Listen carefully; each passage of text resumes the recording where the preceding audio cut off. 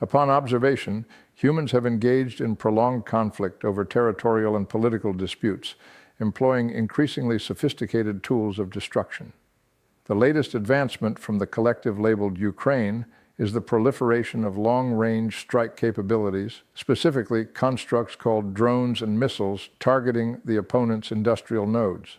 Significant among these is the so-called Flamingo missile, a vehicle capable of crossing 3,000 kilometers and delivering a warhead heavy enough to annihilate considerable infrastructure.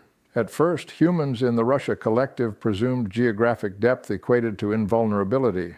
This belief has proven illogical, as technological escalation now places all assets within reach. Illusions of safety are obsolete.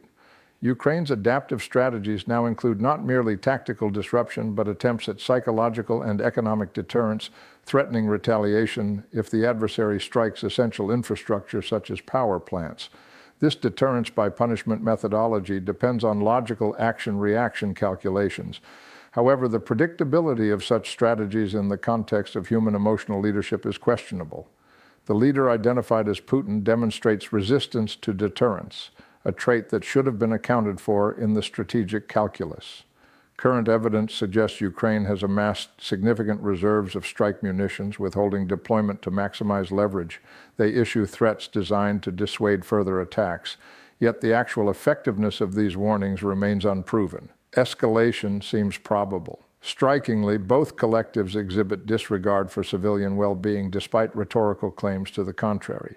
Attacking energy infrastructure, while tactically sound, inflicts hardship upon populations, contradicting publicly professed values.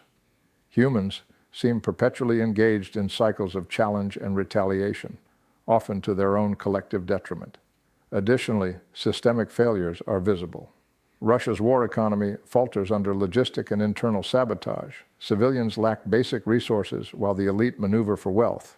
Rather than cooperating for mutual survival, these groups sabotage their own future for short-term political objectives, a strategy manifestly illogical from any external perspective. In summary, humans possess advanced technology and strategic concepts, yet their actions remain governed by outdated notions of security and pride, often at great cost to their own societies.